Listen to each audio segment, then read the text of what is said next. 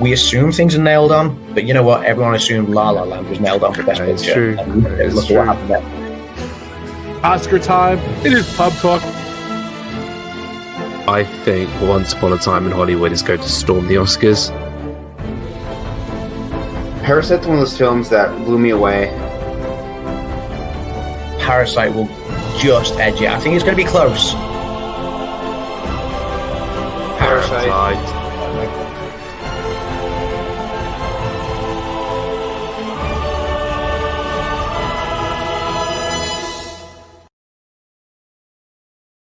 You know, I protest that because it doesn't have the little bell at the end. So I don't like that intro as much. I'm just thinking about it. Welcome, guys. Welcome to the show. What's up, Adam? How you doing, buddy?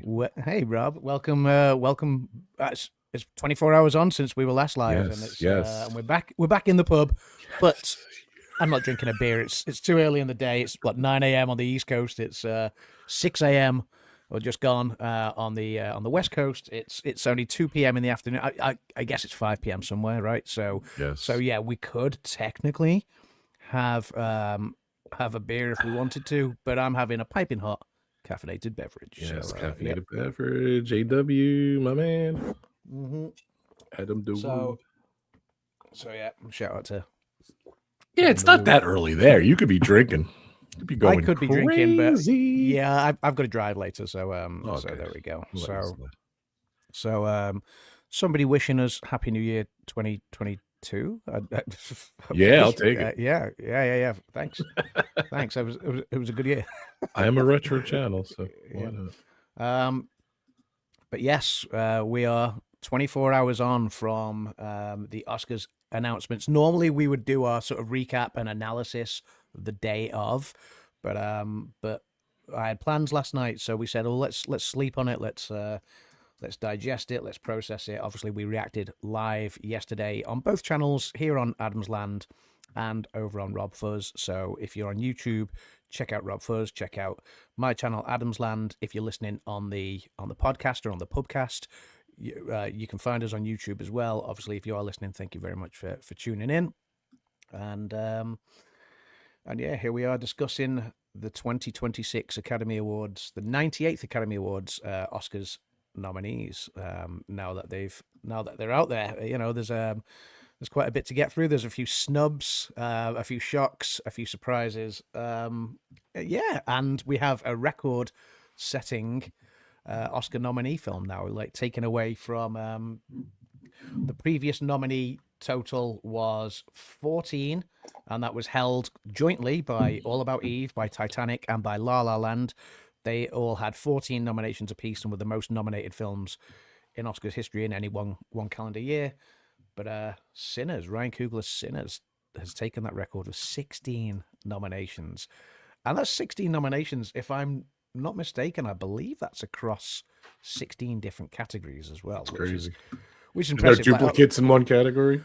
So let me have a look if Sinners has a duplicate quickly. I know One Battle After Another is the second highest nominated this year with 13 nominations, but that's only across 12 categories because they have two actors in the same category.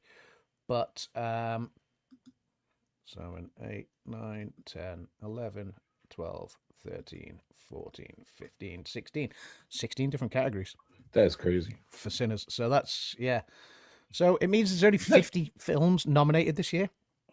So 50 films totally nominated, and that's including your 35 feature-length films, and then obviously your short films across the documentaries, the animated shorts, the live-action shorts, whatever, you know. So 50 in total, which is a low number. Normally it varies between sort of 50 and the upper 50, 58 maybe, or something like that. So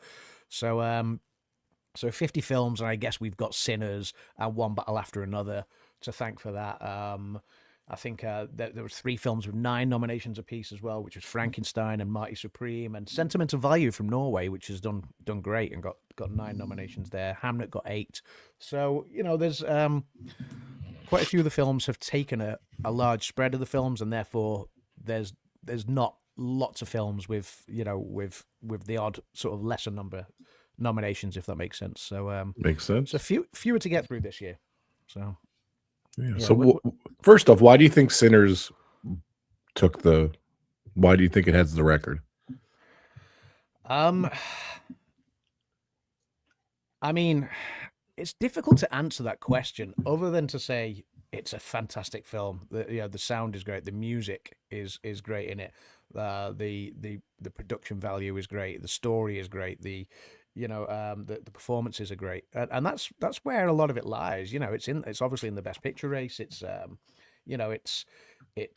got acting nods across there. I believe it's got directing nod as well.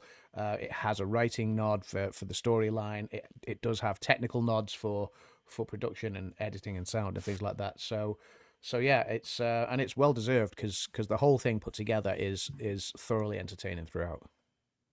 Okay. I was just wondering why that movie as opposed to any movie in the last, since Titanic, really. Yeah, well, since La La Land. Since La La Land, yeah, true. La La Land, yeah. So, which didn't win, technically. It did, and it didn't. Yeah. That year, how many awards did La La Land win, and how many awards did the movie that won? I just escaping me at the moment. Do you remember off the top of your head? You're usually good with that stuff. I think La La Land won 8, if I'm not mistaken. It could be less. It could be 6. 6. Sorry. Yeah, La La Land won 6, and let's have a look. Moonlight, I think that won 2 or 3, if I'm not mistaken. So, including 3. Best Picture. Yeah, 3. So, including Best Picture, Best Supporting Actor for Mahershala Ali, and Best Adapted Screenplay for Barry Jenkins. And yeah, so how many did Titanic win? I'm going to put you on the spot, so I'll look that one up. So I believe Titanic was something like 11, if I'm not mistaken. 11, yeah. 11, yeah. Good call. Yeah. So there we go. Okay. So all right, so it received 14 nominations, like you said. That 14 tied the nominations. Record. But does this record amount of nominations, does that lock in that it's going to win Best Picture? What's your thoughts? It's early to say at the minute. One Battle After Another is doing a lot of the hard running at the moment. And we've seen it kind of ebb both ways, haven't we? I mean, if you remember, Power of the Dog got a lot of nominations that year, and then Coda swept in at the last minute and took it away with only 3 nominations as well. A bit like Moonlight did on La La Land. So La La Land did all the front running when that famously was announced as the winner and then lost to Moonlight. Yeah, we have seen films that have been heavily nominated and gone to win it, like The Shape of Water, and like Titanic, obviously. But then, obviously, like I say, there's other films in the reckoning, and let's obviously not underestimate. Let's not underestimate One Battle After Another, because that has got 13 nominations, which is a very impressive haul. That's only one less than what the record stood at previously. So welcome into the pub, Mr. Fullerton Mraz. Exciting news for you, buddy, there. Going on American Idol this Monday, so that's fantastic. Welcome in Stevie Lee as well. I think, Fulton, are you singing on American Idol, or are you just going to watch? I think he said he was singing on it, which is cool. That's amazing. God bless Fulton. So yeah. I thought I'd ever seen that on so much stream. Very, very cool. So welcome to the stream, everyone. But yeah, so some major snubs to get through as well. We'll talk about the snubs at the end. Like for anyone that's kind of not caught up with the I'm going to be singing, that's fantastic. Well done. That's awesome. That is very, very cool. So yeah, we'll talk about the snubs and the people that missed out, or the surprise inclusions at the end. Obviously, for anyone that hasn't sort of caught up yet, or stayed up to speed with what films did get nominated, this is your chance to kind of learn which films have been nominated. Yeah. Obviously, I will go into a further sort of in-depth dive into those films and what they're about in a separate video, which will get uploaded on Adam's Land in the coming weeks. So I need to obviously work on that, put it together. So bear with. But yes, we've got 24 categories to get through. We're going to go through all of them. So I'm going to add the first one in there. So real quick before we start, we have another award-winning thumbnail. If you guys check it out on our YouTube channel, if you're on the podcast, you got to see it. We are lounging, talking about the awards, and don't forget too. And I just wanted to thank my channel members and thanks everyone who supports us and our channel and our show, which is awesome. Our last show did amazing, Adam. Before we dive in, I wanted to say we did a ton of views. I think probably the best views in a long, long time. Thank you so much. I thought we had a great show yesterday. It's great to see And people coming back to the pub. yeah, and don't forget, we want to have you guys participate. We always ask people to do their picks. Believe it or not, Noah has his picks in already. So Has his picks in already. I So sent yeah, it to which is Adam, so fantastic. yeah, so good. Thank you, Noah. And we're going to be doing our sheets. I'll be sending them out. So don't forget to participate. All right. That said, I'm sorry, Adam. Let's go. Let's add this in. Don't apologize. So the first category, the first category announced for the nominees this year was this one.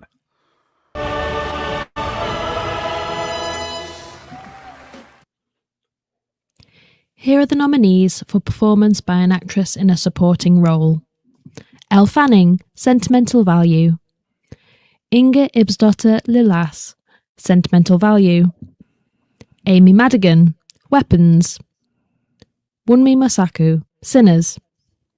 Tiana Taylor, One Battle After Another. Yeah. What's that good looking couple on a red carpet? I don't know. That's well, you know, Kimmy and I thought we'd get dressed up for the occasion. Nice. I like that. It was good. Or for an occasion. So, You're having way too much fun with AI. I love it though. We're having way too much fun with AI. Yeah, that wasn't actually us last night. That was or this morning. That was a photo done into AI. And why not? There's a couple of AI. There's a couple of AI films. Really, we'll get to that. That have been nominated this year. So yeah, but yeah, we'll get to that shortly. But yeah, so obviously we're looking at a technical difficulty there. No, we're looking at actress in a supporting role there. So Elle Fanning, Sentimental Value. So that's obviously Sentimental Value has got two nominees here in this one category. So Elle Fanning and Inga Ibsdotter Lilias. So that's that's a Norwegian international film. So it's so to see performances in there straight away off the bat. I'm looking forward to seeing that film because that's not the only nominees for that film for the acting categories. Amy Madigan from Weapons, fantastic performance. I've seen Weapons. I've seen Amy Madigan's performance. I was expecting more nominees for Weapons. This is the only nomination that film got. Wow. Okay. But it's a well-deserved one because Amy Madigan's performance is brilliant. So, she's a great actress. Yeah. Sure. Wunmi Mosaku, Sinners. Again, Sinners is full of fantastic performances, as I've touched on earlier. And Tiana Taylor, possibly doing the front running right now because she won the Golden Globe.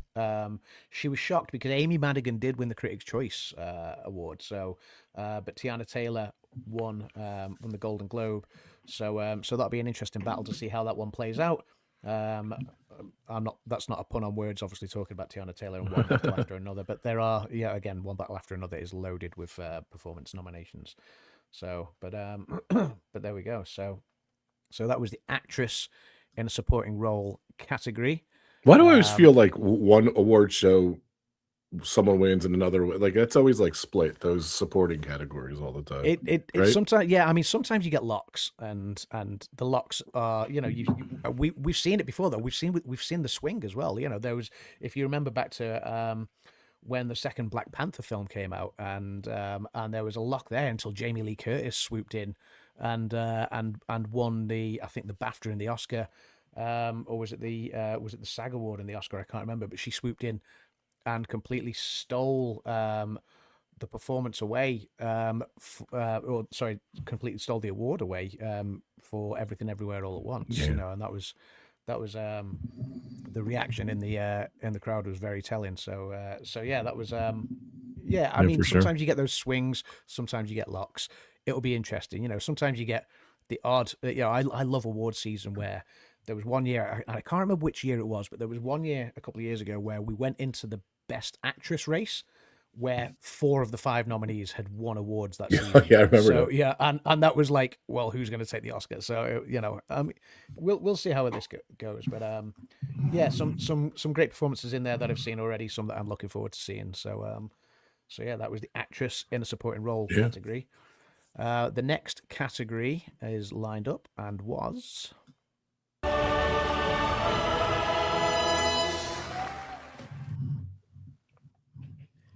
Here are the nominees for achievement in makeup and hairstyling: Frankenstein, Kakuo, Sinners, The Smashing Machine, and The Ugly Stepsister.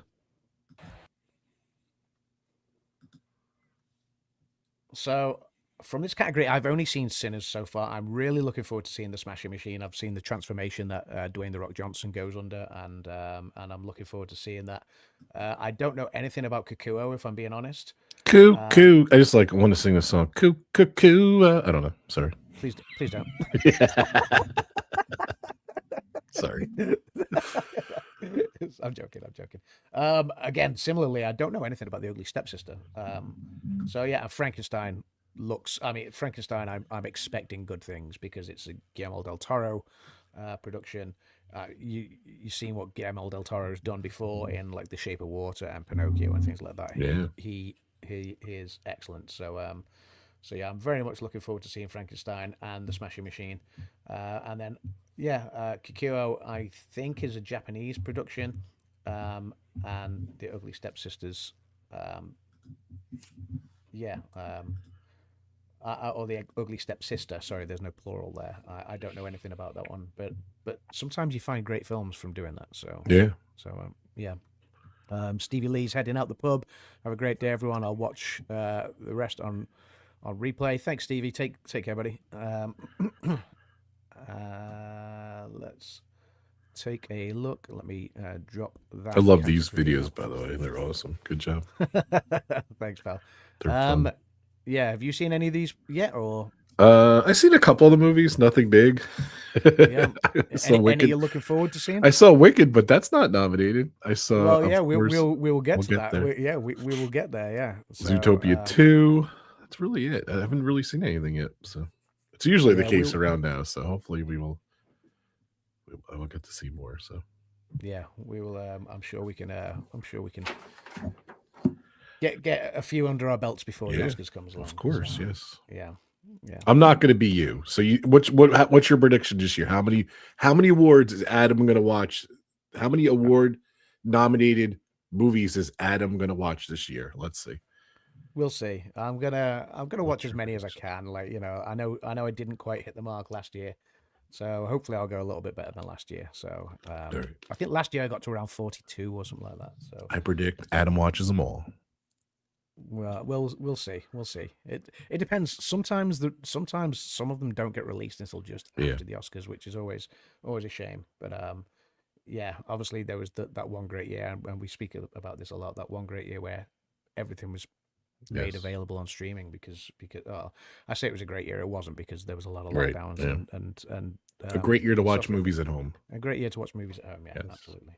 Although that being said, some films belong in a cinema, like Avatar: Fire and Ash, which I went to see last night on an IMAX screen in 3D.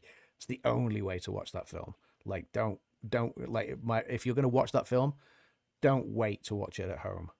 Trust me, go and watch it on a 3D IMAX.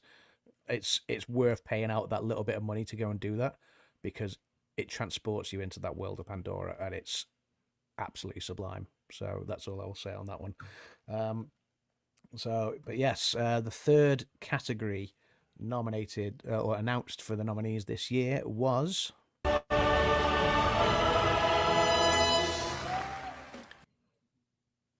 Here are the nominees for music, Best Original Score: Begonia, Frankenstein, Hamnet, One Battle After Another, and Sinners.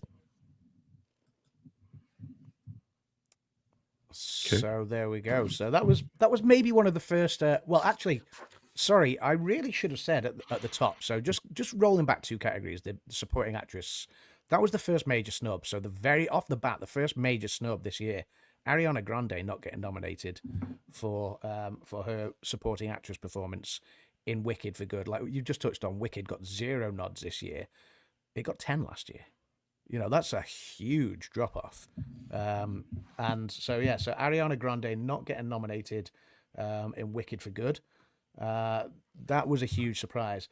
In this one as well, in Best Original Score, I think a lot of people were expecting Hans Zimmer to get nominated for F1.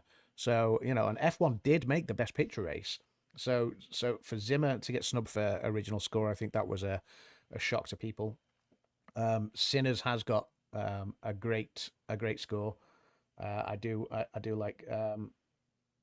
So I was looking at a song there. I was thinking, why am I not seeing Sinners? I know Sinners is on there. Ludwig Göransson, of course, fantastic score, and I do wonder if he will take that one. Obviously, you've got Hamnet, you've got One Battle After Another, you've got Frankenstein and Begonia. So, I don't doubt, like, the scores that Guillermo del Toro uses in his films are always great. Um, and the music in Yorgos Lanthimos' films are always very entertaining as well. So I'm intrigued to hear what the scores are like in Begonia. Similarly in Hamnet and One Battle After Another as well, but I can say Ludwig Göransson's score in Sinners is top notch. So, yeah. Have you seen any of those films yet? I haven't seen, like I said, I haven't seen it on any of these. I've seen Zootopia too. That's it. Well, you've seen got one. some.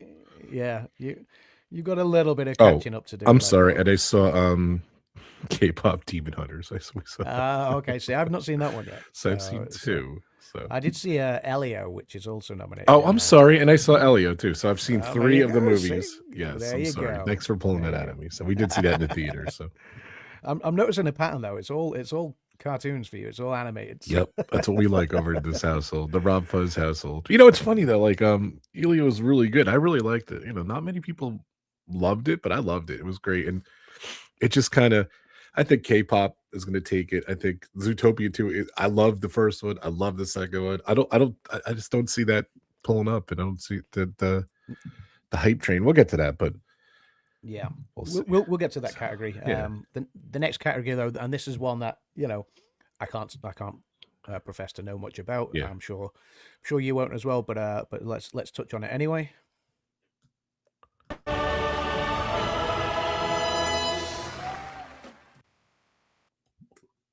Here are the nominees for Best Live Action Short Film: Butcher's Stain, A Friend of Dorothy, Jane Austen's period drama, The Singers, and Two People Exchanging Saliva. Interesting name at the end there for that last one. Wait, first, hold on a sec. First off, I feel this category every year there's like a controversial title in like the shorts or the documentary or something. I think they do it on one of the purpose. shorts. Yeah, usually there's a controversial title in one of the shorts. Sometimes in the short animated. I'm looking through, and because obviously it has the filmmakers on the Academy website as well. So and sometimes in these live action shorts, you will get a well-known filmmaker, who's normally more synonymous with feature filmmaking. And what's that one known recently? to the general public? They're normally involved, but I'm not seeing any. Maybe Steve Pinder, but yeah. Or you'll get like an actor in there or something, a well-known actor. Yeah, exactly. What was they had a well-known actor and a well-known director like 2 years ago or something. Yeah, I know the one you mean. I can't remember it off the top of my head at the moment. Yeah. I'd have to go and do a search through, but at the moment that's not it's like it's not jumping out at me, which is fine. But yeah, so I do enjoy the live action shorts though. Like the live action shorts, the documentary shorts, even the animated shorts as well. Like I do enjoy them because sometimes, it's something that just kills 30 minutes, but they can be thought provoking. They can be quite entertaining. So yeah, I don't know anything about any of these movies at the moment, but I'm very much looking forward to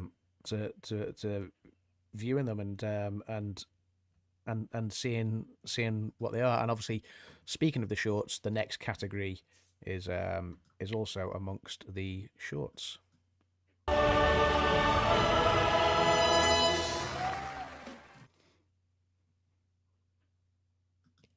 Here are the nominees for Best Animated Short Film: Butterfly, Forever Green, The Girl Who Cried Pearls, Retirement Plan, and The Three Sisters.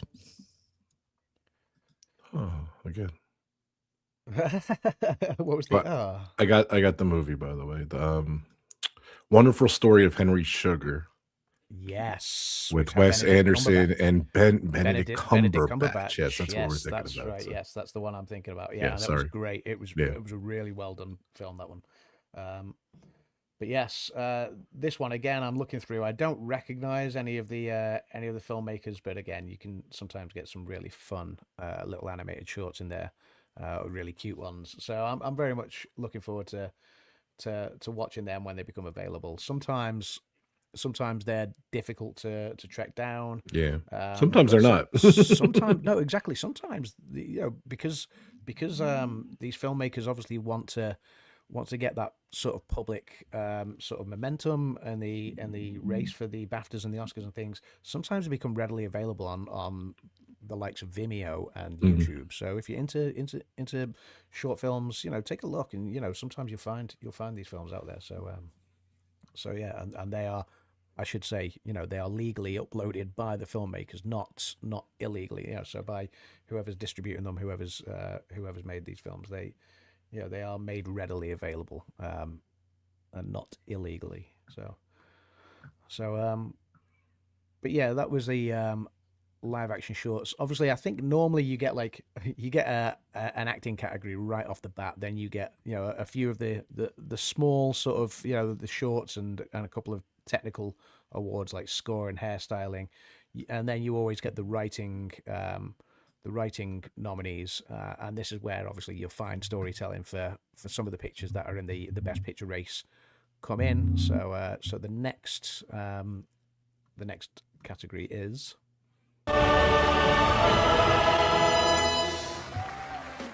here are the nominees for writing best adapted screenplay: Begonia, Frankenstein, Hamnet, One Battle After Another, and Train Dreams. You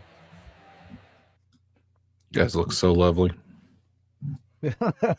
Thank you. Give me 1 second.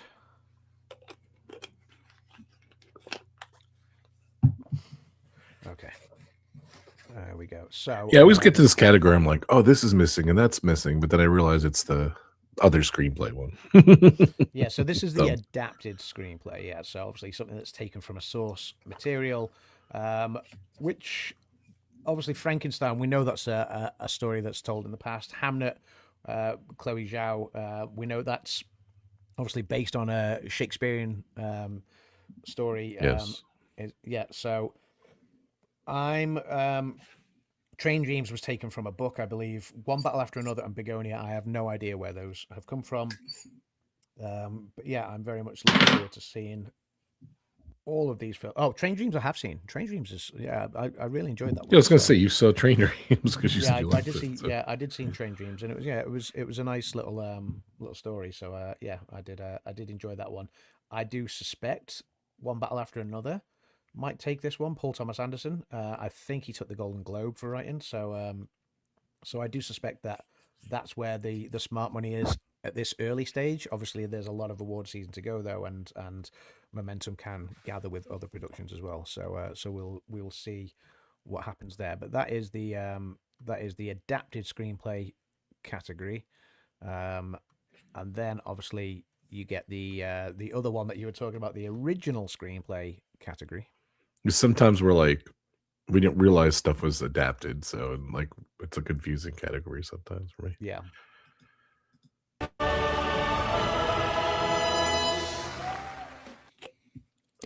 Here are the nominees for writing Best Original Screenplay: Blue Moon, It Was Just an Accident, Marty Supreme, Sentimental Value, and Sinners. What's It Was Just an Accident? What is that? It Was Just an Accident. I believe that is an international okay. film as well. I could be wrong there, but I believe it is a Yeah, it's in the internet. It's France, from France. Yeah. Yeah, I was going to say I believe that is nominated in the international films category. Yeah.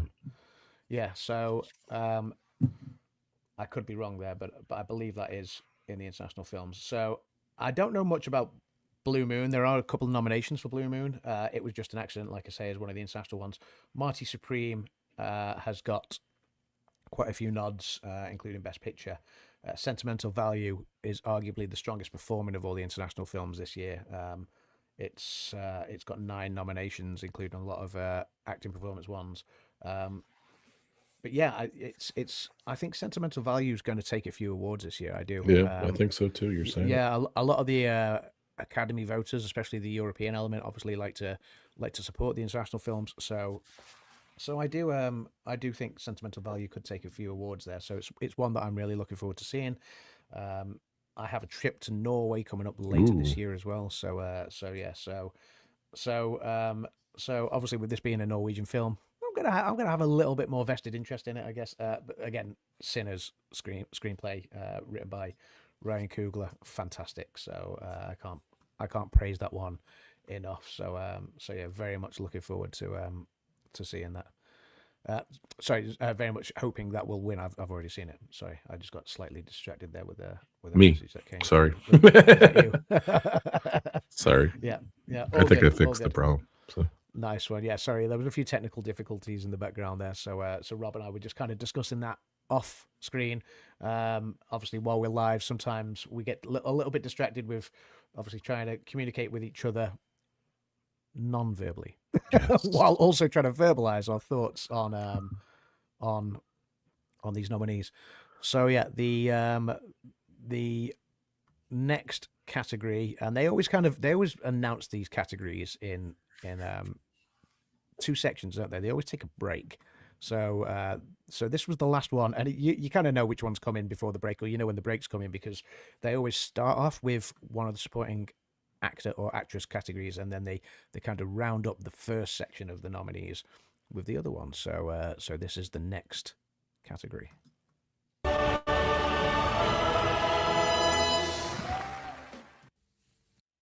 Here are the nominees for performance by an actor in a supporting role.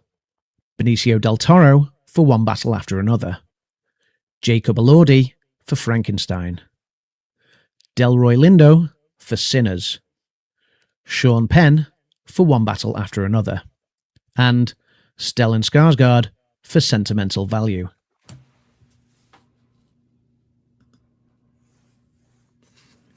What are you thinking? There we go. So, okay. So, I mean, again, two nominations here for One Battle After Another. So this is the one where they duplicate their nods and therefore can only get, unless there's a tie here somehow, you know, between. So there's never been a tie, have there? And Sean Penn. There has been ties in the past. Oh, yeah. Okay. Benicio del Toro and Sean Penn both nominated for One Battle After Another. Delroy Lindo, Sinners, again, like I say, Sinners has got some great performances throughout. But the two performances to look out for so far, I mean, Jacob Elordi won the Critics' Choice Award for actor in a supporting role. Stellan Skarsgård won the Golden Globe for actor in a supporting role in Sentimental Value. So again, it's very much very much up in the air at the moment as to where this could go. I have only seen the one performance so far, which was Delroy Lindo's, which was great. But I'm very much looking forward to seeing the other four performances as well. So obviously there was a bit of a break there before they came back to announce the brand new category for 2026. So it's the first time they've added a new category at the Oscars in 24, 25 years, something like that. Yeah, something. Yeah, so, I thought it was 22, but so very much looking forward to seeing how this one plays out. We do see similar categories like the Critics' Choice and the Golden Globe and stuff. So we'll see how this one plays out. But yeah, the next one is.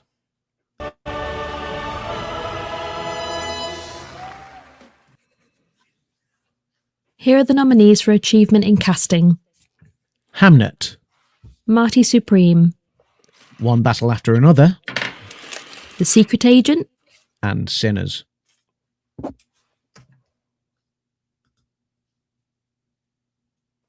Were you scribbling something on a notepad then? Does it come out? I thought it mutes me, but sorry. No, it doesn't mute. No. Oh, good to know. I can hear everything you're doing every time you play one of these video clips. I thought it muted. No, only when you have it in the other section. Yeah, so when someone presents a video, it doesn't mute, only in the other section. Oh, okay. That's my bad. I'm so sorry. Yeah, I do stuff when the videos go. So yeah. So what do you think? Like, why do they even need this? Don't get mad at me casting people, but I don't know. I don't know, but I think this is a byproduct of the failed attempt a few years ago. If you remember, they tried to add in a category that nobody wanted, which they have at the Golden Globes as well, which is kind of like I think they called it at the Oscars. They wanted to call it the best popular movie, box office kind of thing. yeah. So yeah, the Golden Globes, they kind of have box office, and basically that was kind of a movie to celebrate movies. Essentially, all it does is pats the ones on the back that have a ready-made audience that are going to do really, really well. So things like Barbie, sort of had a fantastic sort of success. Wicked had a ready-made audience, because there was fans of the musical and stuff, and it was very, very well sort of revered. So it's something that isn't necessarily needed out there. If you think back to like 3 years ago, I think Avatar: The Shape of Water and Top Gun: Maverick were sort of the two biggest blockbusters of the year, and they were both in the Best Picture race that year. Why did they? They wouldn't have needed a most popular sort of picture, something to basically celebrate box office success. So I think in terms of that, what they've then done is, a lot of movie fans go to see films for their favorite performers. There's an actor that they like, Tom Hanks, or you see Tom Hanks is going to be in a movie and you go, well, that's going to be great because he's fantastic. Or you see Emma Stone's in a movie and you think, or you might be a fan of, I don't know, Sandra Bullock or whoever, so Sandra Bullock's always comedic, or Will Ferrell, again, like great comedic performances, Ryan Reynolds, whoever. So people will go and watch films because they're expecting things from a talent that's attached, whether that's a whether that's a director or whether That makes sense. Okay. A performer. So I guess this is where it's come in is and obviously a movie, you could have one good actor in it and a load of lesser known actors, and you either see that one well-known actor carrying the movie or phoning it in, as they're sometimes accused of doing, which I think is sometimes unfair. And you sometimes see a movie where you're like, wow, this cast is, you know what I mean? And you kind of go, this whole ensemble is fantastic. sure. And I guess, I'm intrigued to see how this award is received over the coming years. I would like to see an award in stunts, personally. So I'm not sure if that's something that's down the line, but that's where I would like to see the next new Oscars category is stunts, because I think there's not enough recognition for the stunt performers out there who literally risk life and limb to tell these stories sometimes. So yeah, but yeah, I'm looking forward to seeing how this one goes. Obviously, casting, we have got Sinners has got a great cast. One Battle After Another has got a great cast. Hamnet looks great. Again, performances in there that are nominated. Snubs from Hamnet as well, which we'll get to. Mighty Supreme, and The Secret Agent. So that one in casting, obviously not many people know about The Secret Agent. I believe that's the movie from Brazil.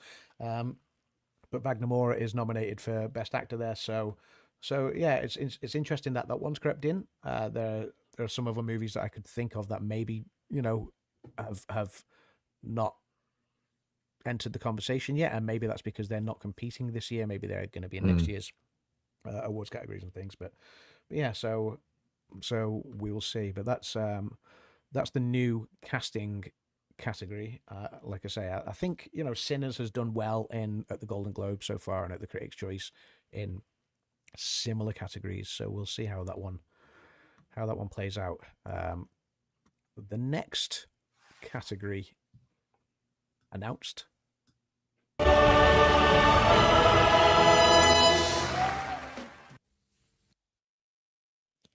Here are the nominees for achievement in costume design: Avatar: Fire and Ash, Frankenstein, Hamnet, Marty Supreme, and Sinners.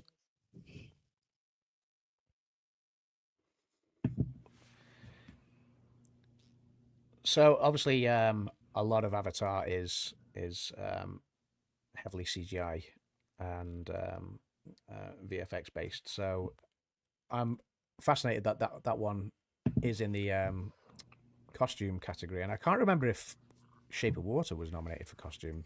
Thinking on that, so I'd have to look back. Yeah, we have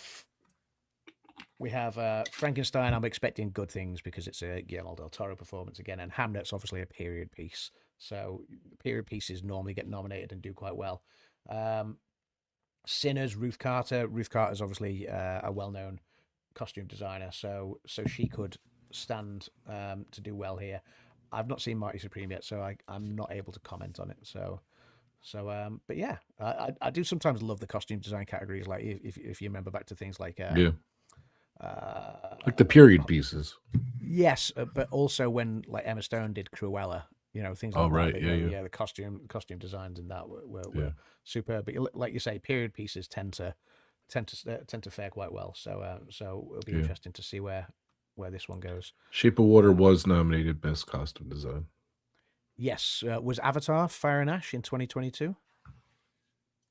Oh, not Fire and Ash. Sorry, Avatar: Shape of Water. So, yes, sorry, no, Shape of Water. Is that what you meant? Avatar: The Way of Water. Avatar: The Way of Water. Is that what you meant? The Shape of Water. The Shape of Water. The Shape of Water is a Guillermo del Toro film. So yes. I was wondering why you're asking that, but I understand where you're going now. So I apologize. Yeah, my Avatar: The Way of Water. Best visual effects, best picture, best production. Is that what it says? Production design. Yeah, those three. So no, it wasn't. Oh, okay, so it wasn't nominated for costume, whereas it is this year. So interesting. Okay, the next category, and this one has another snub. Speaking of Avatar, so but yeah, the next category is.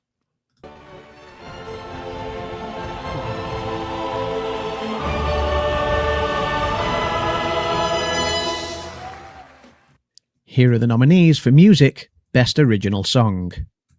Dear Me from Diane Warren, Relentless. Golden from K-pop Demon Hunters. I Lied to You from Sinners. Sweet Dreams of Joy from Viva Verdil. And Train Dreams from Train Dreams. I like that when you looked at Kimmy and gave her the look of love on that one. So I like that one. Viva Verdi, I got that one wrong. This is interesting because obviously you can only get 5 nominees in this category. Now, the Viva Verdi song I think was the surprise inclusion here, at the expense of 2 surprise snubs. So I think obviously Miley Cyrus's song "Dream Is One," which is from Avatar: Fire and Ash, that has been sort of hyped up during awards season. It's been nominated in other awards, so that was a surprise omission. But also Ariana Grande's "The Girl in the Bubble" from Wicked for Good, and I think having seen that Ariana Grande was snubbed in the actress category, and then seeing that there was no song, bearing in mind, I think at the Golden Globes, Wicked for Good had 2 nominees, if I'm not mistaken, in the Best Original Song category.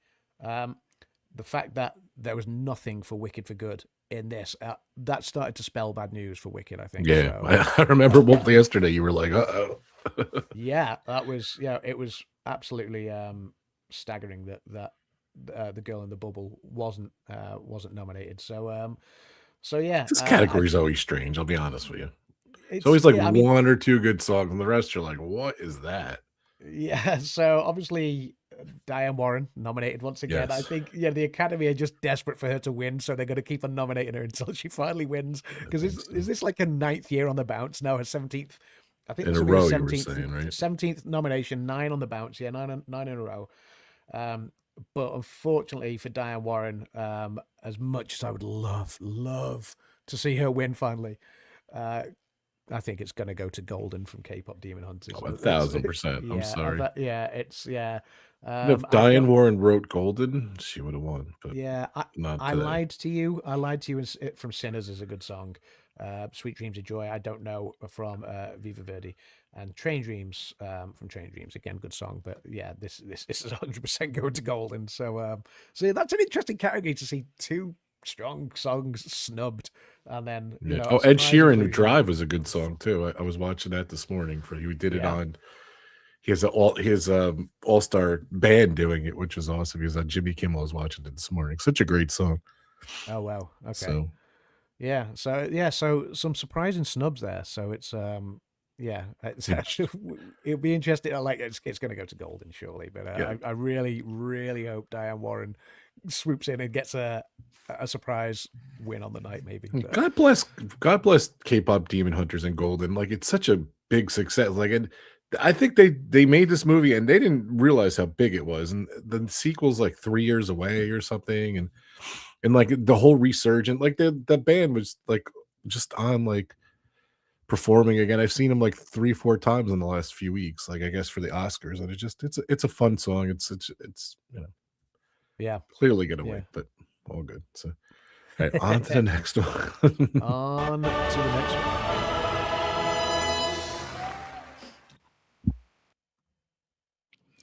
Here are the nominees for Best Documentary Feature Film: The Alabama Solution, Come See Me in the Good Light, Cutting Through Rocks, Mr. Nobody Against Putin, and The Perfect Neighbor. Real good. Oh, real quick before we move on, my prediction: Diane Warren's going to win. They're going to make a documentary about her Oscar run.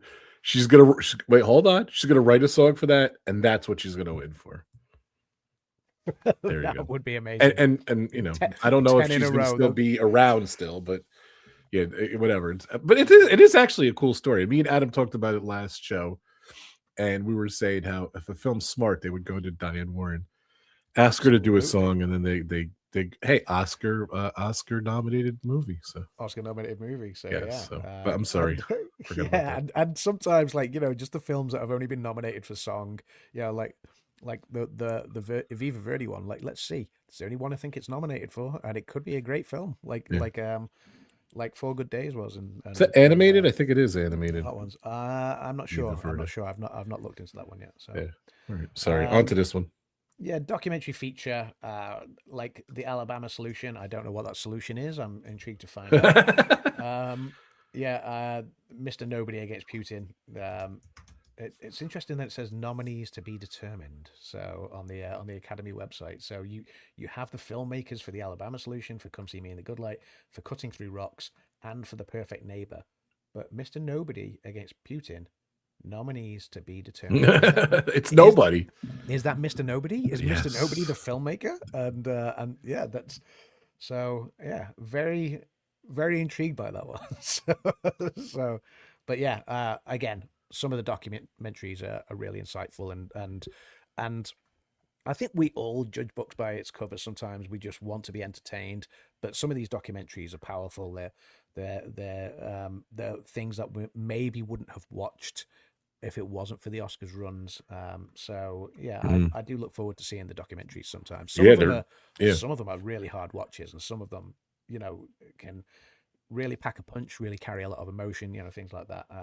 But yeah, and some of them can be tough to get through, but yeah, they're always great to watch For sure. And I credit Adam a lot because he said, "Oh, go watch this, go watch that." If I don't get a chance to watch everything, he's like, "You definitely got to watch this one." And some are intense. And if it wasn't for Oscars, I would have never known about him. So yeah, absolutely. Sure. So yeah, speaking of documentaries, the obviously we just had the documentary features. The next category is here are the nominees for Best Documentary Short Film: All the Empty Rooms, Armed with Only a Camera: The Life and Death of Brent Renaud, Children No More: Were and Are Gone, The Devil is Busy, and Perfectly a Strangeness.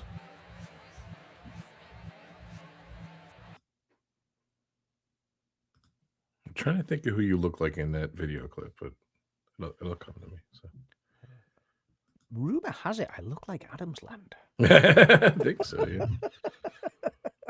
So just a rumor I've heard.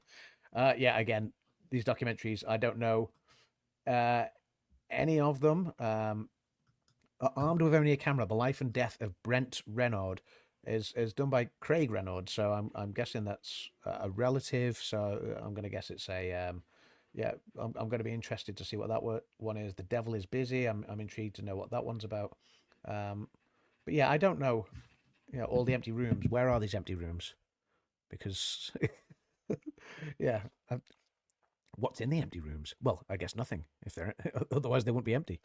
So but I've got a lot of stuff that I need to put into storage, so I want to know where these empty rooms are. So, so I this just could be Googled. educational. I googled Brent Renard, and he was a documentary that did a lot of. It's like I'm looking like earthquakes and different stuff around the world. I think he's no longer with us, obviously from the title, but Yeah. his younger brother collaborator recovered Brent's body and later released a film called chronicling the lives he and his brother spent covering the world's most dangerous conflicts. And it's on HBO Max. So HBO Max makes really good movies, so so we get to see that one. So and it's his passport photo as the photo on Wikipedia, which is intriguing. So we'll see. That should be an interesting one. So we'll see for sure. So yeah, so the next one, and again, this is one where we're likely not going to know much about these films, but although 4 of them have been talked up a lot during award season. So the next one. Big year for international.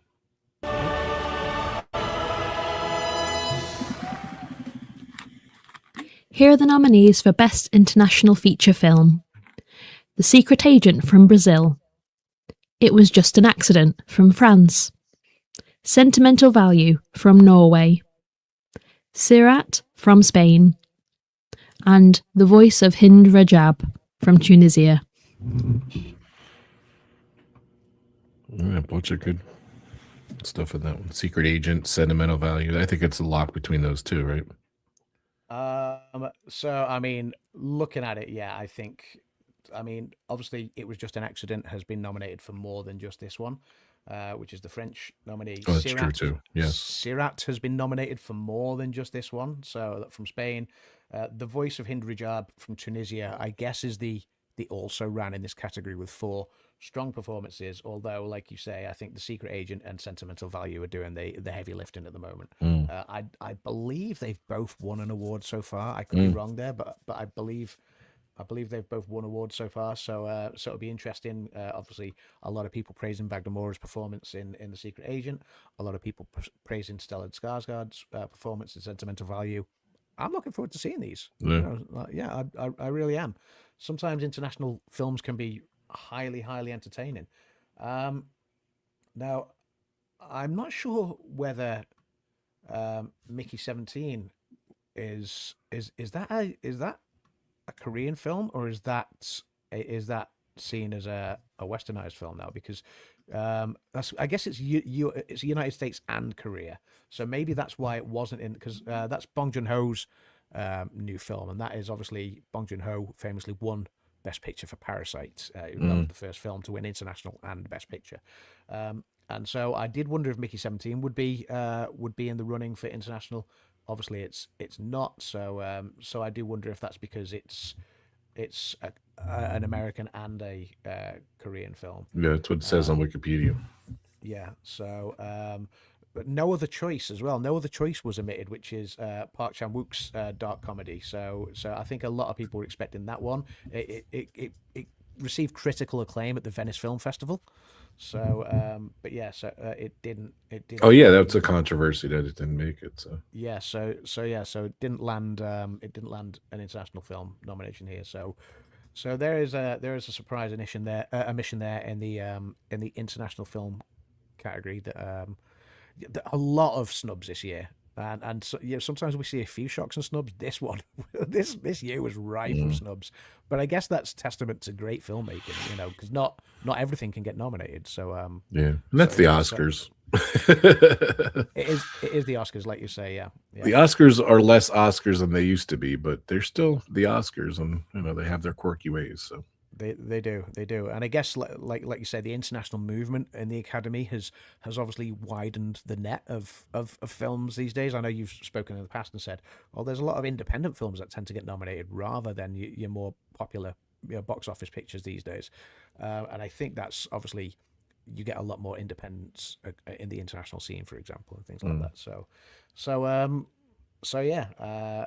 The next category, this is one we have kind of touched on already, but we'll discuss it again anyway.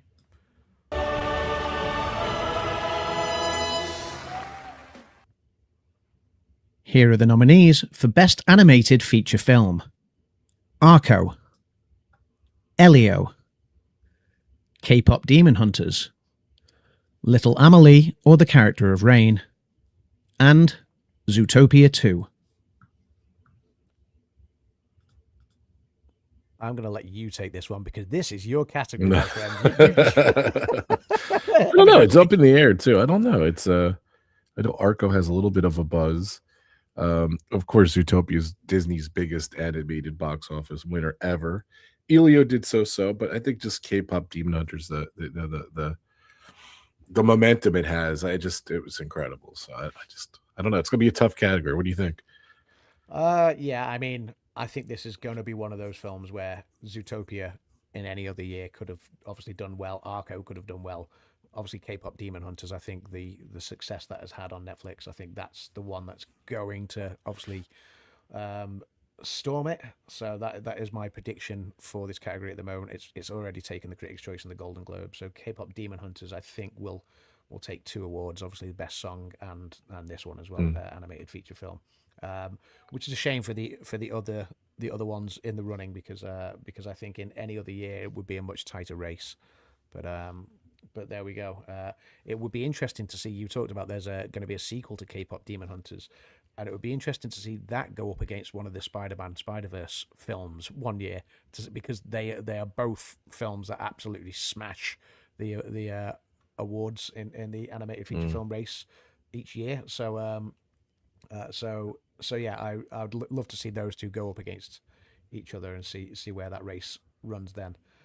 But yeah, that's the animated feature film. I don't see anyone taking it off K-Pop Demon Hunters at the moment. I just think that's a lock. A lot of awards season race to run, but that's just where I see this at the moment. Mr. Fullerton Raz says Zootopia 2 needs to win this. It's a fantastic film, Fullerton. So yeah, I love it. Zootopia A 2 great film. It is a great film. A lot of great comedy in there. Kim and I have watched this and we were laughing our heads off. And I watched Elio as well. I've not seen K-Pop Demon Hunters yet, but yeah, Elio was good. I enjoyed it, but the kid did kind of annoy me a little bit. He was a little annoying, yes. Yeah. Yeah, but Zootopia 2, brilliant, absolutely brilliant, and I would love to see that surprise win over K-Pop. So I just wanted to say, you don't win these for picking what you want to win. You win these for picking what you think's going to win. So, right? That makes sense. Yes. Yeah, absolutely. Yeah. So don't go with your heart. A lot of times we've seen it go sour many times. A lot of our friends do. Yeah. On that note, too, if you guys want to vote with us, just hit me up on Instagram or pretty much Instagram or RobFuz or X/Twitter, and then just say, hey, I want to vote this year. I think last year we had 12, a little over 12. We had people do their picks, so we kind of have a big game about it. So we do a stream about it. So if you want to join in, like I said, Disno, he already sent his ballot in. Yeah, he wants in, so on the ball. He's always the first in as well each year. Yeah. Each year, Noah's in there right off the bat. So I love his confidence. And if you remember, Noah actually raced into a huge lead last year, but then got reeled back in. So that was so maybe Noah will go even better this year. He's getting better year on year. So I love Noah. He's my buddy. Yeah, he's awesome. The man. All right, here we go. Yep. So we're 2/3 of the way through. The next one is.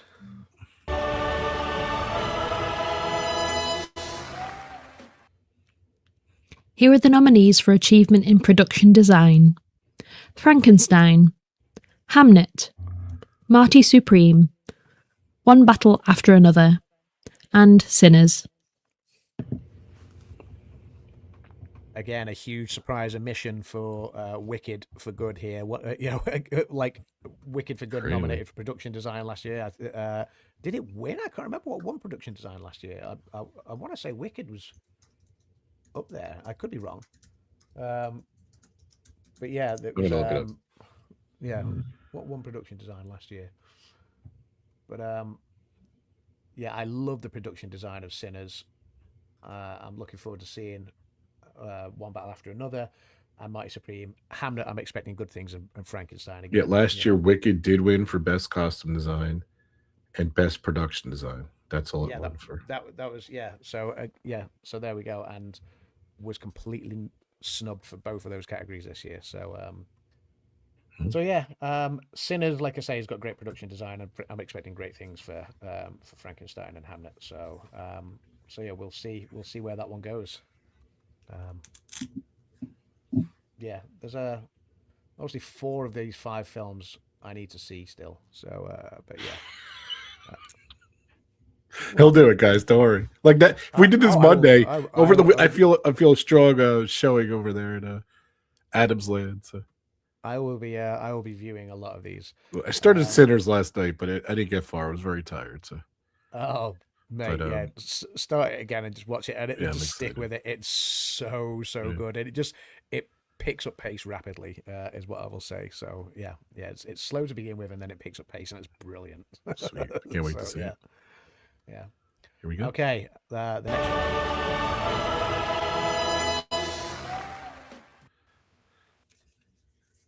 Here are the nominees for achievement in film editing. F1, Marty Supreme, One Battle After Another, Sentimental Value, and Sinners.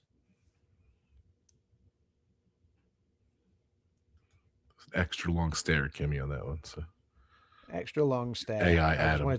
That was AI Adam making sure he'd read these right for film. That's awesome. But yeah, another one for sentimental value there. So so yeah, I always like seeing the editing. It normally means films are a bit fast paced and things. Sinners, obviously, or obviously there's good sound elements as well. Yeah, F1. Normally, racing films do tend to score well in the editing categories. So and that kind of ties in with sound as well as the film editing. So F1 obviously nominated here in a technical award. Mighty Supreme, One Battle After Another, Sentimental Value, I'm yet to see, and Sinners again. I'm going to stop saying it's a great film because otherwise I'm at risk of just repeating myself over and over again. It's a great film. But yeah, like I say, film editing and sound tend to go hand in hand. So let's see what was nominated for sound as well.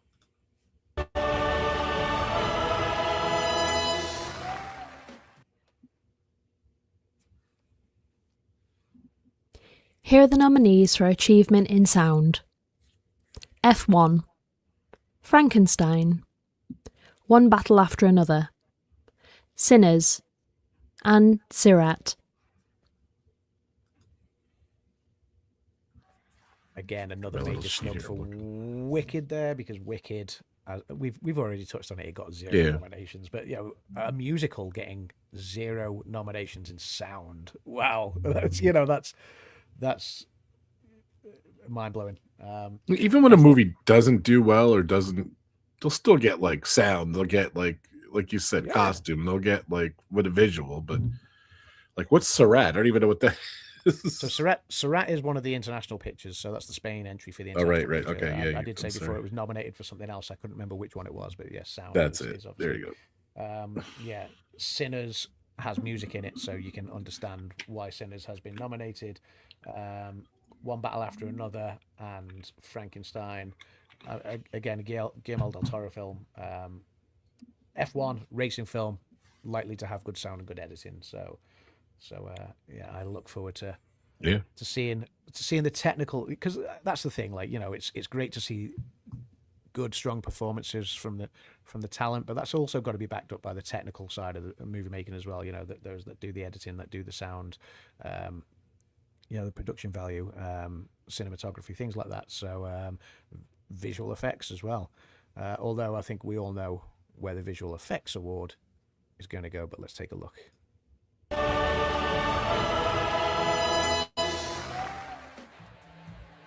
Here are the nominees for achievement in visual effects. Avatar, Fire and Ash. F1. Jurassic World Rebirth. The Lost Bus, and Sinners.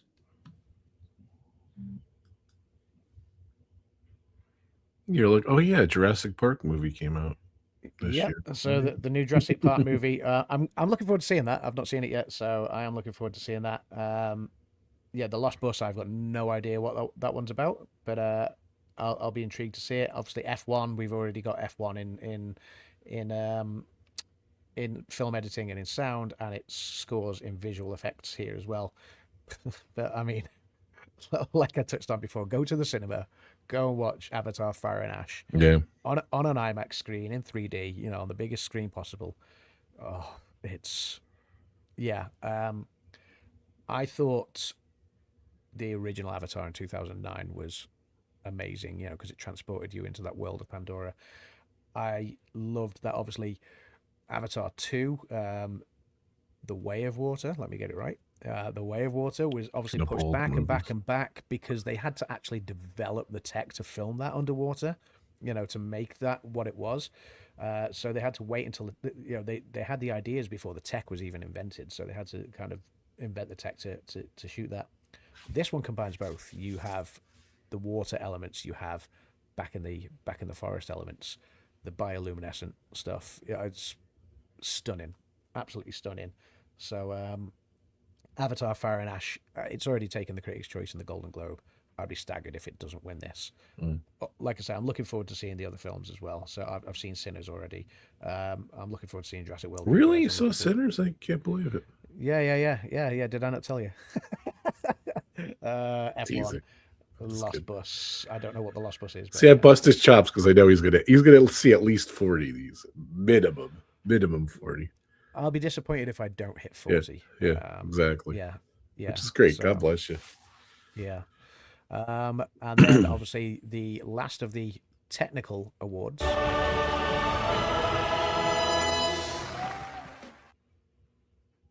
Here are the nominees for achievement in cinematography: Frankenstein, Marty Supreme, One Battle After Another, Sinners, and Train Dreams.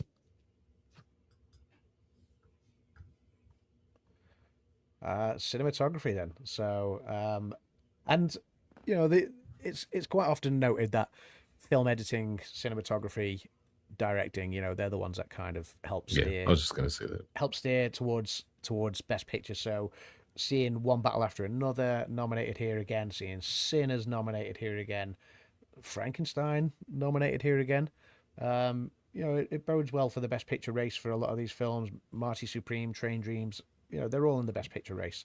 So yeah, I expect the Frankenstein cinematography to be stunning because that's what Guillermo del Toro does with it. He creates stunning masterpieces. Michael Bowman though, in One Battle After Another, wonderful cinematographer. So yeah, we'll see where this one goes. Before I forget to ask, you think Sinners? I looked up the release date, April 18th, 2025. Do you think because it came out so early that will hurt it? But like, how do you hurt something that has a record in nominations? Though it's tough.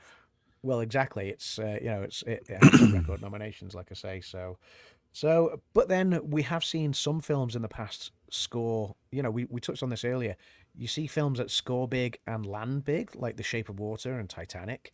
You see some films that score big and score nothing. And we have seen that in the past. Recently, yes, 100%. Yeah, like last couple of years. Yeah, Scorsese's epics, like The Irishman. I think did that score anything? I can't remember. Maybe one or something. Maybe there was an acting award in there or something like that. But what was the other one that you had The Irishman, and then you had the one with Leo DiCaprio in it, and I believe I can't remember if that landed anything in the end, but quite often, there's a lot of nominations for films, and then Irishman didn't win any Academy Awards. What was the other one you were asking? I can't remember the other Scorsese film that he did most recently. It was what was it? It had Leo DiCaprio in it. Killers of the Flower Moon. Killers of the Flower Moon. That was the one. Yeah. And I can't remember if that won any. Nope. 0 and 10. Yep. 0 again. Yep. So yeah. So sometimes you get these films that score big in the nods. How was that movie? Killers of the Flower Moon. I don't remember. It was. I didn't see enjoyed it. it. I Okay. enjoyed it. The thing is, both of these films were long, Yeah. long films, both over 3 hours long, as is the new Avatar film, I should say. So the new Avatar film, 3 hours and 15, 3 hours and 20, something like that. Wow. Yeah, but yeah, it was, worth every moment of it. I can't say that about The Irishman and Killers of the Yeah. Flower Moon. Yeah, There were bits that I thought could be cut short in both of those movies. I saw The Irishman. I thought it was good, but it was definitely too long. Yes, yeah, Yeah, that was the year I saw every picture, I think. So yes, I think that was possibly the year I did as well, or maybe it was the Parasite year, before, maybe. So. The don't Irishman, know. yeah, it might have been the Parasite year. So, but then we're into the last four categories now. So the big do it. four. Wow, we're doing good on time too. Here we go. Wow.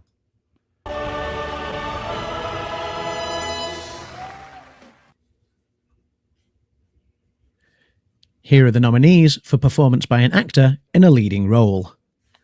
Timothy Chalamet from Marty Supreme. Leonardo DiCaprio from One Battle After Another. Ethan Hawke from Blue Moon. Michael B. Jordan from Sinners. And Wagner Moura from The Secret Agent.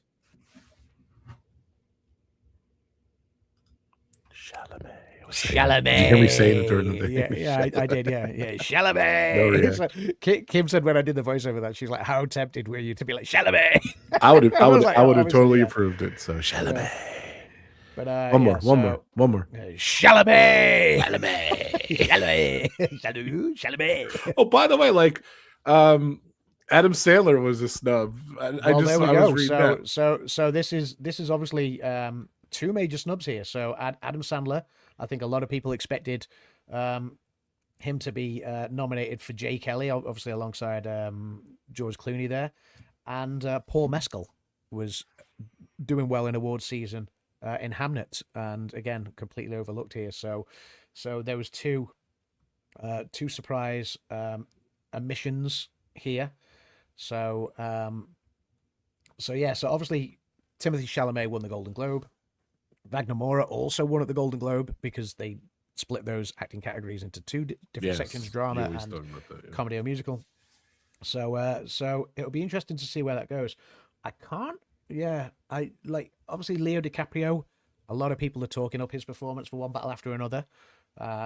Ethan Hawke and Michael B. Jordan, great performances. Michael B. Jordan's fantastic in Sinners. Did I tell you I've seen Sinners? Oh, really? Surely a jest. Ethan Hawke. I've not seen Blue Moon yet, so but yeah, it has been nominated for a few. Do you know? I things, saw. so. I put Blue Moon on. I started watching it. I didn't realize. I fast forwarded a little just to see what it was about. And I didn't even realize it was him. It was so funny. He looked so different in it. And I met Ethan Hawke, super nice guy, super great guy. So, but I wish him the best. So, but I don't know. Who do you think's going to take it? Who's the front runner there? Chalamet. I think Chalamet at the moment. I think Chalamet's got to be leading. Although there's a lot of people talking up Wagner Moura's performance and Leo DiCaprio's, so I don't think that's a lock at all at this stage. Okay. I think there's a lot of running to do in that particular category, and who knows? The Oscars always throws up a surprise, not just in the nominations and the snubs and omissions there, but also on the night itself with the when the awards are presented. So we'll see. At the minute, my money's on Chalamet, but that might change. Okay, we'll see. Well, it's my money too, but yep. That's another show. That's another show. As for actress in a leading role, you know what's funny? Like we could talk about our predictions all day long, but my 100% I know mine, and 100% I know yours. Our predictions today is not our predictions a week before the Oscars. 100%. Yeah, they will change as award season goes on. So that's why I admire Noah. But you got the Producers Guild Awards. You got the Directors Guild. You've got the SAG. You've got the BAFTAs. Yes. So there's more to go. Yeah. So. And they definitely steer prediction, or my predictions, and who wins. 100%.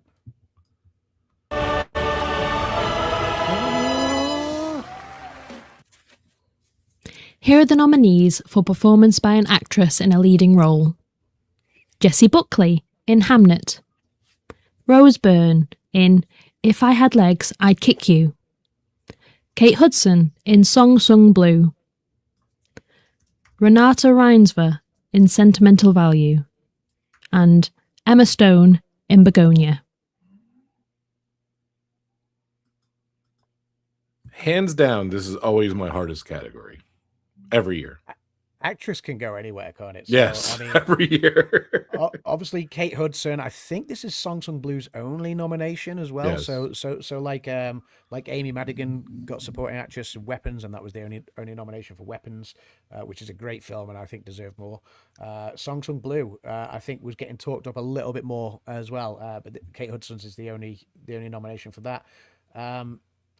Renata Reinsver for Sentimental Value. Again, like I said, there's quite a few performances along that one. I think 4 performances have been nominated for Sentimental Value for an international film. That's fantastic. Emma Stone, we talked about her yesterday on the stream yesterday. She can literally do anything. So she is arguably, in my opinion, arguably the best actress on the planet. So, but at the moment, the early run-in, Jessie Buckley in Hamnet and Rose Byrne in If I Had Legs, I'd Kick You. Again, the only nomination for that film. They've both won awards so far at the Golden Globes. I can't remember who won the Critics' Choice. Actually, that's Cynthia Erivo snubbed again in this category. So yeah, it's yeah. Do you think Cynthia Erivo kind of knew that they were going to get like snubbed, because she really didn't do much like publicity, like maybe the initial run, but like award season, I really haven't seen her much. She like fell off the plane. I'm not sure. Maybe it's scheduling. I don't know, but yeah, maybe I don't know. Yeah, obviously I think there was a much bigger push around the first Wicked film last year, and maybe it's just that the second Wicked film wasn't as well received as the first one was. But that's the thing with the second act in Wicked is the music is not as good. All the strong, a couple good songs, but the strong musical performances are in the first act. Obviously, they added a couple of new songs which we expected to see nominated, but the second act is the kind of the more storytelling and tying up of loose ends. So it's the first act is far more grandiose, shall we say, and it showed obviously with the performances, with the awards bestowed upon it. But yeah, this was obviously that was, I think, Wicked's last hope for a nomination, of any kind, was seeing if Cynthia Erivo could creep in. She didn't get into this race where she had been, I think, in other award shows. Although I don't think Cynthia Erivo was she nominated at the Golden Globe. Maybe she was, because obviously they will have, I think she was. Yeah. Again, they split it across two categories. So, by the way, If I Had Legs, I'd Kick You. Conan O'Brien is in the movie. Oh wow, okay. He is. Rose Byrne plays Linda, and Conan O'Brien is Linda's therapist. So. Oh wow. Well, there we go. So Didn't know that. The and host Christian Slater's year, in it too. Good old Christian Slater. But yeah, Yes. the host this year being nominated, not nominated, sorry, being in a film that is nominated for like a Kevin Bacon kind of yeah. 6 Degrees to Rose Byrne or whatever, an Academy Award nominee. But yeah, let's see if they mention that. It's gonna be cool. So I'm just on their wiki, so I know zero about this movie. Yeah, it'll be interesting to see if what Conan says about that. Yeah. But that was the actress in a leading role. I think Jessie Buckley and Rose Byrne have done the early run in, but Emma Stone could come big. So she always does. Yeah. She generally does. She does. So I'll be interested to see how that race plays out. Like you say, that is sometimes the one that throws up a shock. So like Honora last year, when Mikey Madison won for Honora, and she had not been doing the early running up until that point. I'm just looking up Emma Stone real quick before we move on. I'm just curious what she got. So best supporting actress for Birdman, best actress for La La Land, best supporting actress for The Favorite, Best Picture, Best Actress for Poor Things. And then Best Picture, Best Actress, pending for Begonia. Yes. For Begonia, yeah. How many nominations did Begonia get? Just the 2? Is that it? No, it's got more than that, I think. Give me 1 second, and I'll soon tell you. I'll look it up real quick. I'm just 5. curious. 5. Okay. All right. No, 4. 1, sorry. 2, 3. Yeah, 4. Picture, actress, 4. adapted screenplay, and score. So okay. Yes, yeah, 4. Oh, and then that's other stuff. Okay, sweet. We move on. Okay, we move on to the third of the 4 big ones.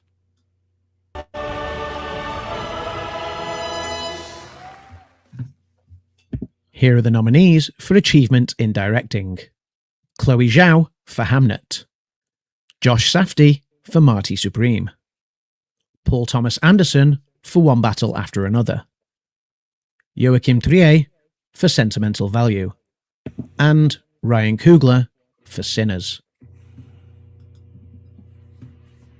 There we go. So yeah, a few good directing performances here. Obviously, Joachim Trier has got 9 nominations for his film for his international film. So I'm sure he'll, he's well worthy of this nomination. Josh Safdie, Marty Supreme's obviously scored well as well. Chloe Zhao, a former Oscar winner, she won for Nomadland. One of very few females to have won the directing. I think is it only 3 females have won directing in the past. So, so Hamnet, I think she will be talked up. Ryan Coogler, Sinners, Say No More. Because I've said it all already. Well, Paul Thomas Anderson too has a buzz going, yeah, so we'll see. Paul Thomas Anderson, I think, is the one to beat right now. for sure. Yeah, Paul Thomas Anderson has already taken the Critics' Choice and the Golden Globe, so he is the front runner at this point in time, I think. And I can see One Battle After Another probably being the one that scores big at the moment. But like we've said, there's 6 weeks to go. Yeah, Give or take, maybe more, 7 weeks maybe. So a lot can and will change in the Oscars races. So we see it every year, and I'm fully expecting a push, a surge in momentum, a battle, and I'm here for it because that's the best part of the Oscars, when we think something's locked in and then someone else swoops in and scores big, and that's what I'm here for. Yeah. But that takes us to the last. But hold on a sec. Before we move on, how often does that happen though? Where like the buzz and then something just totally. It hasn't been very often. Like it used to be a lot, but I feel maybe the 10 years once or twice. I think before that, I think. So Anora last year. Anora had really good buzz towards the end. I don't think I picked Anora. Yeah, exactly. So Anora swept in because that took the what was the film that it beat that give me 1 second. So it beat The Brutalist, if you remember. Oh, right. I thought that was So The Brutalist was doing a lot of the early running. Coda beating Power of the Dog, Moonlight beating La La Land. There are films that come straight. 1917 losing famously. Yeah. To, I always think of that. To Parasite. Yeah. Obviously, La La Land. So there are plenty of of examples of that momentum swing. It happens year on year. Maybe not always in the best picture race. There was if you remember famously a couple of years ago, Oppenheimer was the film to beat and stayed solid throughout, and it was winning most awards, although it famously lost sound, which I think everyone expected Oppenheimer to take. It had taken sound everywhere else, but it lost to The Zone of Interest, which had a much so Oppenheimer had a grand sound. The sound design was epic, whereas The Zone of Interest had a much more impactful sound design. and that was one of the shocks on the night, but a well deserved win for the Zone of Interest. So yeah, you will see swings of momentum. Not in every race, but in some races, absolutely. So, but Here we go. Here we go with the big one.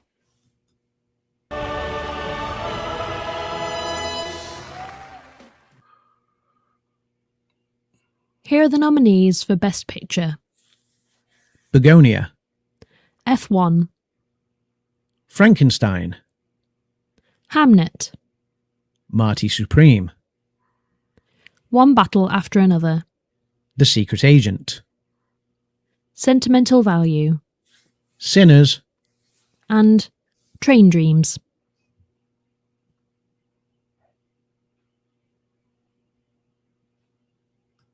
I love that you left it up there. There we go. Here we go. There they are. Last final look. Bye, guys. Thank you so much for helping. That was awesome. That was amazing. I love that you guys split them, by the way. I noticed every little nuance you do, by the way. So that was amazing. Excellent job for putting those together, Adam. Thank you. Thank you, buddy. Thank you. So if you missed it, watch our YouTube video if you're listening to the podcast. So a few snubs in the Best Picture race. No J. Kelly nominations at all, much like Wicked for Good. I think J. Kelly, which is a Noah Baumbach film, obviously stars George Clooney, Adam Sandler, Netflix, completely blanked by the Academy this year, despite the significant award season buzz. Avatar Fire and Ash, for the first time in the franchise's history, an Avatar film is excluded from the Best Picture race. So obviously it only managed the 2 technical nominations for visual effects and costume design this year, whereas it has, its predecessors did get nominated in the Best Picture race. Wicked, obviously, we've talked about. Sorry, I do need to go back one as well. Directing, Guillermo del Toro, I think, was a shock omission from the directing category for Frankenstein. So there we go. But I think there are 2 international films nominated in Best Picture race again. That happened last year as well. There was 2 international films. So which obviously this year we've got Sentimental Value and The Secret Agent, which are both being talked up. Begonia, you kind of expect that when you're going to get Yorgos Lanthimos and Emma Stone teaming up again. You're kind of expecting it to go well. Frankenstein, obviously we've talked about what we expect from a Guillermo del Toro film. Hamnet has obviously, I think, scored 8 nominations. It's going to be an epic period piece, a Chloe Zhao film, so I'm looking forward to seeing that. Marty Supreme. So Timothée Chalamet is nominated as a producer here as well. So he's nominated twice this year as a producer, as an actor. He's only 30 years old, and this is his 3rd and 4th Oscar nominations, which I think is fantastic for just 30 years old. One Battle After Another, we've just talked about Paul Thomas Anderson's film, which is doing a lot of the front running. The 2 international ones, Secret Agent, Sentimental Value, Sinners, I don't need to talk about it anymore. Train Dreams, a beautiful story, and I was fully expecting it to be nominated. But I think the one that crept in that was a surprise was F1, which is it's been nominated for 4 nominations. Obviously, the 3 technical ones we were talking about before, so film editing, sound, visual effects, and somehow, even though it was omitted from score, even though there are no performance nominations in there, so Hans Zimmer's score was left out. There are no performance nominations, or there's no director nomination or anything like that. But somehow F1 has crept in where I think other films were maybe expected to get in there, like J. Kelly. So F1 is the surprise inclusion. Or Wicked for Good. Or Wicked for Good, yeah. Or Avatar, like I said. Or Avatar, yes. There are some surprise omissions. There is a surprise inclusion. So yeah, and that's our Oscars 2026. How come no one's mentioned Steven Spielberg was co-producer of Hamnet? Did you know that? I've seen him around award season this year, so I knew he was involved with. Yeah, I was wondering what he did too. I couldn't remember which picture it was. I knew he was involved with something this year, but Hamnet, again, I've not seen Hamnet yet, so I hadn't sort of deep dived too much into it yet. A lot of times he just like kind of puts his name on stuff, and I feel he just whatever, but yeah. I love Steven Spielberg. He does no wrong for me. So yeah. So there we go. A record 16 nominations for a little film called Sinners. Oh, did you see that yet? I don't know. Yeah, it's Congratulations. it's good. I'm watching that today. Yeah, I'm watch it. definitely checking it out. So Watch it. One Battle After Another, 13 nominations across 12 categories. Frankenstein, Marty Supreme, Sentimental Value, all with 9 nominations apiece. Hamnet with 8 nominations. So, yeah, that's that. You know, there was obviously 317 films, I think, whittled down to 201 films, and then nominated, whittled down to 10 films. Begonia, F1, Frankenstein, Hamnet, Marty Supreme, One Battle After Another, Sentimental Value, Sinners, The Secret Agent, and Train Dreams. Those are the big ones. Warner Brothers, I think, you know, obviously it's well publicized that Warner Brothers is currently struggling financially, and obviously is in the middle of a sort of bidding war between Paramount and Netflix. But Warner Brothers led all the studios this year with 30 nominations, which is how much? 30? great. I talked over you. Sorry. 30. Yep. 30. Netflix and Neon both got 18 apiece. So so Netflix has dominated in the past. So it's great that Warner Brothers, a traditional studio, has taken the nominations lead there. Netflix and Neon 18 apiece, like I say. Historic gains for women, apparently. So a record 74 women have been nominated this year. That's awesome. Wow. Yeah, so that's a record. So yeah, I think that's great. Wait. 74 women got nominated for Oscars? Yes, across yeah. So across the different categories. So you know, whether they're involved in any of the technical fields, the filmmakers for maybe any of the shorts. You know, obviously for directing, for performances, things like that. So producing. So, but yeah, 74 women in total have been nominated this year, which is a record. 4 non-English language performances have earned acting nominations. So two for the Secret Agent and 2 for Sentimental Value. No, most of them are, I think, for Sentimental Value. Sorry, 2 international films, Secret Agent and Sentimental Value, were nominated for Best Picture and International Film. I mentioned, obviously, 30-year-old Timothée Chalamet becoming a 4-time nominee. We've mentioned that this is the inaugural Best Casting category sort of debut. And we have mentioned, obviously, the major snub. Jay Kelly was a major snub, but the big one, I think, that surprised everyone was Wicked for Good being completely shut out. Yeah, those are the hot takes this year. Yeah, but there's some great films out there to go and watch. And so Best Picture, Sinners, One Battle After Another, and the takeaway, maybe Sentimental Value, you think? I think Sentimental Value could be in the running there. Yeah, I guess those 3, I think. Well, that's today. That is, we're doing this January 23rd. That's what I think Frankenstein was maybe in the running until Guillermo del Toro got overlooked for director. Yeah. So yeah, Hamnet might be in the running. Chloe Zhao's in there. So we'll see. But yeah, I think One Battle and Sinners are going to be the 2 to beat Sentimental Value. I think is going to do better than people are expecting. We'll see. Yeah, we'll see. All right, there we go. That was a good one. Can't wait to do the predictions. So. Yes, yeah, the predictions, and we'll cover a bit more. And like I say, I will do a deeper dive into the nominated pictures, you know, so people can get a better understanding about what these films are. So obviously stay tuned to the Adams Land channel for that. And I will. And if you're not sure what any of these films are, you know, if you're not sure what One Battle After Another is, or Sentimental Value, or Frankenstein, or Sinners. I mean, everyone's familiar with the Frankenstein story, but obviously Guillermo del Toro takes these stories into different places and things like that. So, but yeah, if you're not sure what any of these pictures are, stay tuned. I will obviously get a video up that sort of deep dives what they're about and what they're nominated for. Yeah. So I know Fulton was asking about some movies. Watch his channel, Fulton. Make sure, I know yours on your channel, so he has a great video explaining all the movies. So awesome. Okay. Yeah. I can't say when the release date of that is because I still need to work on it more. But yeah, but you do an amazing job. In the next couple of weeks. So yeah.